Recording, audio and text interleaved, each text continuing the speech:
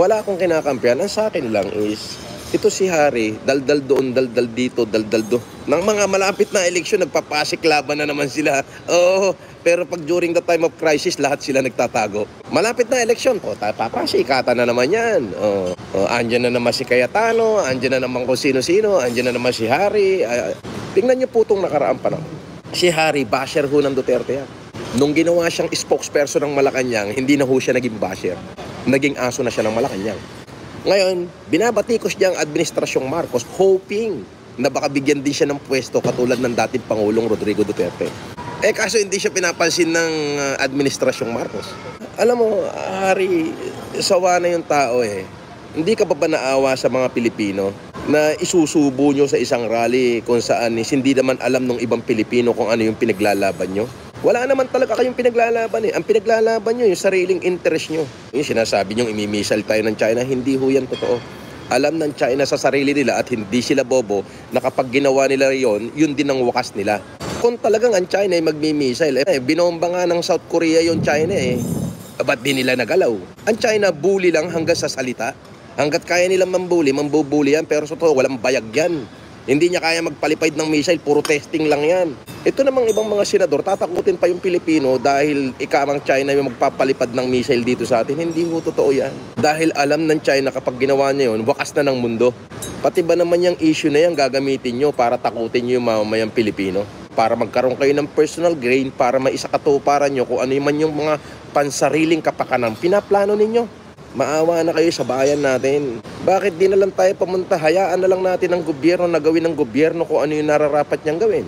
With regard dyan sa mga Amerikano nagtayo ng mga base dito sa atin, siguro wala ho kong kinalaman yan eh. Pero ang alam ko, yan ay kasunduan ng gobyerno sa gobyerno. Bakit hindi nyo hayaan na yung gobyerno gawin niya yung gusto niyang gawin? Gawin niya kung ano yung nararapat niyang sa tingin niya ay nakakabuti para sa atin lahat. Di ngayon kung sa tingin nyo yung nakakasama, di hintayin nyo hanggang doon sa matapos yung kanyang termino at wag nyo nang iboto kahit isa man sa salin lahi niya. Di madala na kayo. Pero kung sa tingin nyo, hayaan nating magkaroon ng resulta. Kung may maibubungang resultang maganda, din ipagpatuloy natin siya. Biruin nyo, hihikayatin nyo yung tao na kesyo magtirik ng kandila, kesyo In what sense? Yung ibibili nila ng kandila, ibili na lang nila ng isang latang sardinas, di ulam na nila yun. Marunong ba kayong mag-isip? Sawa na ho yung Pilipino, sawa na ho yan, hihilahin nyo dyan sa rally, hihilahin nyo sa EDSA, mabobomba ng tubig, magugutom. Ito namang si Juan de la Cruz, di naman alam kung ano yung ipinaglalaban. Para sa iyo yan, Harry Roque. Wala nang naniniwala sa'yo, Harry. Wala kang supporter eh. Alam mo, kaya lang may bumoto sa'yo dahil tumikit ka kay Bongbong noon eh. Nung eleksyon, kaya ka nagkaroon ng boto. Pero kung hindi ka tumikit sa kanya, bokya ka, walang boboto sa yung senador. Ako, wala akong tinikitan. Independent ako, 5 milyon ng boto ko. Yun ang totoong may supporter. Hindi katulad mong bayot ka. Wala ka nang ginawa kundi ngumaungaw kahit kaninong administrasyon. Hoping ka na mabibigyan ka ng posisyon ng gobyerno. Kaso hindi. Kasi sawa na sila sa baklang bobong katulad mo. Sabihin mo, binabatikos kita. Sabihin mo, masama sinasabi ko sa'yo. Bakit yung sinasabi mo sa presidente at sa gobyerno natin, hindi ba masama? Bakla ka, bayot ka. Sasabihin mo, may didemanda mo ko, libel. Bakit ikaw? Sinasabihan mo bangag yung presidente, tama ba yan? Hindi ka lang nabigyan ng pwesto, bangag na yung presidente? Ang bobo mo, Harry. Magising ka. Demanda mo ko kung gusto mo. Gusto mo, magsuntukan tayong dalawa. Laban ako dyan. Sanay ako dyan. Baka pag ikaw nakulong, pag tinubig yung puwet mo sa kulungan, hindi mo kaya. Ako, nung nakulong ako nanunubig ng puwet doon. For God's sake, binoto ng tao yan. Hindi yung nandiyan kayo nagngangangaw-ngaw, ito-twist niyo yung utak ng tao, kesyo ganito. For God's sake, for Harry Roque, sumuporta ka naman sa gobyerno nang hindi ka nila binibigyan ng pwesto. Di ba? Style mo, di ba? Binanatan mo na ng Pangulong Duterte. Bakit mo binanatan? Para mabigyan ka ng pwesto. Nung binigyan ka niya ng pwesto, naging tuta ka na. Ngayon, tumakbo ka senador, natalo ka, katikit mo yung presidente, hindi ka binigyan ng pwesto, binash mo, bobo mo. Pero kaya ka nagkaroon ng boto dahil sinuportahan ka ng mga Ilocano, dahil katikit ka ni presidente, talo ka pa rin. Ibig sabihin, wala ka talagang boto. Napilitan lang yung mga Ilocanong bumoto sa'yo dahil katikit mo si Bongbong Marcos. Ako, wala akong katiket. Independent ako, Harry Roque. Pero 5 milyon yung boto ko. Yun ang may tunay na supporter, gonggong. Mas marami nga boto ni Roque sa akin. Totoo yan. Pero independent ho ako. At wala akong partido. si Roque kaya nagkaboto, binoto siya ng 9 milyong Ilocano dahil dala-dala siya ni Bongbong. Si Harry Roque, binoto ng 8 milyon o 9 milyong Ilocano. 7 milyon, sabihin na natin, na Ilocano dahil dala-dala siya kandidatong si Bongbong Marcos. Kung tumakbong independent yan, sa tingin mo may bumoto dyan? Ako independent, wala akong partidong nagkarga sa akin. 5 milyon yung boto ko, Harry. Pwede mong i-check sa Google yan, bobo. Ang sa akin lang, bigay ka ng bigay, batikos ka ng batikos sa gobyerno. Bakit? For God's sake, ako kahit anong gobyerno, presidente nagdaan, sinuportahan ko yan. Bakit? Karapatan nila. For once and for all, we have to support the government na binoto natin. We choose a government. Suportahan natin. Kahit na sinong presidente maging presidente dyan, kahit si Jose Rizal lang inilagay mo dyan, ilulukluk mo tapos babatikusin mo. Paano pa makapagtatrabaho yun? Di naubos ang oras nung kadidepensa sa batikos mo, ang bobo mo. Ako hindi mula nung lumaya ako, hindi ako nakialam sa politika. Pero since naging politiko ako at naging bahagi ako ng election 2022, ng national election, at may mga taong bumoto sa akin, gusto nilang malaman yung opinion ko ngayon. Hindi po ako maka-Marcos, hindi rin po ako maka-Duterte. Pero tandaan nyo, sinuportahan ko bawat gobyerno nagdaan. Gobyerno natin yan eh. Hindi natin dapat batikusin. Dapat suportahan natin.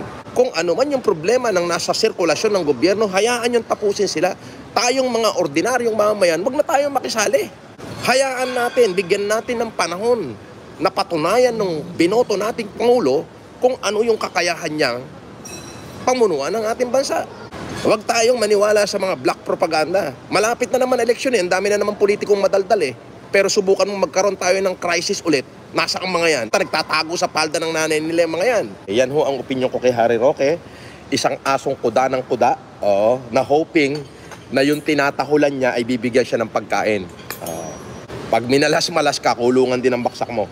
Paminsan-minsan, bakit di natin ho suportahan yung gobyernong tayo ang nagbigay ng kapangyarihan? Kaya advice ko doon sa ibang politiko, mag-e-election na, huwag nyo namang gamitin yung nuclear na yan para takutin yung taong bayan. Para makagain kayo ng interest.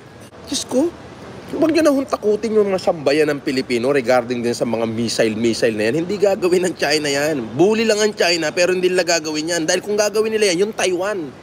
Ba't di nila magawa? Kasi talagang hindi nila kayang gawin. At takot silang gawin. Bakit? The moment na nagpalipad sila ng nuke, yun na yung wakas nila. Alam nila yun. Hindi sila bobong katulad natin. Eleksyon na naman kasi. Filing na naman ngayon September. Di ba? Akalain mo, inihikayat na naman ni Bayet yung mga Pilipino magtirik ng kandila against the government, Marcos government. Parang awa nyo na. Hayaan nyo na mabuhay ng tahimik yung mga Pilipino. Binoto nila yung Marcos administration, hihintayin na lang namin kung ano magagawa nila. Kung wala silang magagawa, pati kasalin lahi nila, hindi na natin iboboto. Ganun lang kasimple. Parang ano yan eh, ama ng republika yan eh. Yung presidente natin eh. Ikaw ba yung tatay mo, subukan mong murahin yung tatay mo pag hindi ka sinuntok sa mukha ng tatay mo. Maswerte ka, buhay ka pa. Presidente ng Pilipinas, mumurahin mo. Sasabihin mong adik. Hari. Sino matutuwa nun? Ikaw, yung tatay mo. Sabihan mo yung tatay mo na adik ka, tatay. Lumayas ka dito sa bahay namin. Baka pag hindi ka hinambalos ng tatay mo, ewan ko na lang. Subukan mo ako naging presidente ng Pilipinas, sabihan mo akong adik. At hindi ako karapat-dapat mamuno. Tapos binoto ko ng 30 milyon na Pilipino. Pagka hindi ginamit yung kapangyarihan ko, pabibikti kita sa luneta. Para wala nang tumulad sa'yo. Saan naman nakakita, pati kabaklaan mo, dinala mo sa politika. Hindi na kayo naawa sa mamamayang Pilipino. Ikaw, Harry Roque, literal na wala kang ginawa sa Pilipinas. Nahamon kita, pantayin mo yung ginawa ko. Paramihan tayo na nagawa. And yet, wala ako sa politika. Pag natapatan mo yung ginawa ko, lahat ng humanitarian ginawa ko, pag natapatan mo, luluhod ako sa harapan mo. Bakit? Di mo kayang tapatan. Kasi wala ka naman talagang ginawa. Anong ginawa mo? Ngumaw-ngaw. Yun ang trabaho mo, umatungal. Dati, inatungalan mo si Pangulong Rodrigo Duterte. Si dating Pangulong Rodrigo Duterte, binanatan mo ng binanatan. O, ginawa ka spokesperson, sumikat ka. Bigla. Nagkapera kang bigla. Ngayon, tumakbo kang senador. Parehas tayo, tumakbo tayong senador. O, parehas tayong talo. Pero alam mo ba kung bakit ka nagkaroon ng boto? Kasi dala-dala ka ni Bongbong. binoto ka ng mga Ilocano. Ilan yung bumoto mo? Lahat ng boto mo halos galing sa Ilocania. Sa United Ilocania. Dahil dala-dala ka ng Pangulo natin. Ako, Harry, tumakbo ko independent. Wala akong partido, hila ko, bayag ko, nakakulong pa ako. Wala pa akong ganong advertisement. 5 milyon yung bumoto sa akin, Harry. Ano ibig sabihin nun? Ako may talagang supporter, ikaw wala. Ang supporter mo, yung mga kaalyado mo lang, nagunggong din na katulad mo. Ganong kasakit yung ikaw naman yung binabatikos ng isang katulad ko? Wala kang din ginawa, kundi dumaldalat ng matikos Binoto ka ng Ilocano dahil daladala ka ni Bongbong. Hindi ka binoto ng Ilocano dahil gusto ka nila, bobo. Hindi ka gusto ng Ilocano. Naobliga lang yung Ilocano na iboto ka. Pero hindi kami bumoboto sa baklang katulad mo. Akala mo bibigyan ka ng palasyo o ng gobyerno ng posisyon dahil binabatikos mo sila? Hindi, gunggong. Hindi sila apektado sa bunganga mo. Pero kami, na malayang mamamayan na nakikinig sa mga pinagsasasabi mo, apektado kami. Bakit? Binoto namin yung Pangulo Kung ano man yung problema nila sa gobyerno, ayoko kong pakialaman yan. Ito lang si Harry kasi nakita ko lang na tahol ng tahol. Nung panahon kasi ng Pangulong Duterte, ako sumuporta ako sa Pangulo natin nung pagputok ng COVID-19. Opo. Ako po ay nagsakripisyo sa sarili ko para kahit papaano makatulong sa ating mga kababayan at ganon din sa gobyerno natin. Samantalang itong mga to, lalo na tong Harry, nagtatago to ng pandemic. Ang katwiran, may COVID, may virus. So hindi ko pinagtatanggol ng gobyerno. Ang sa akin lang, bakit hindi natin bigyan ng pagkakataon na patunayan ng gobyernong ito kung ano yung kanyang mga pangako. Ang gusto naman natin, instant Mahirap po yun. Hindi natin makukuha yung instant. Yung instant tulong, abay makukuha lang natin sa mga katulad ko. Oo, na may ekstrang konting pera, instant tulong na maliit, pero hindi pang malawakan at hindi pang kalahatan. Napakikinabangan habang buhay ng ating mga kababayan Pilipino. Ika nga, matuto muna tayong magtanim bago tayo umani. Kung ano man yung problema nila kay First Lady, wala tayong pakialam dyan. Trabaho ng First Lady yan Bahala sila dyan. Basta ako, ang sinusuportahan ko, yung gobyernong kasalukuyan.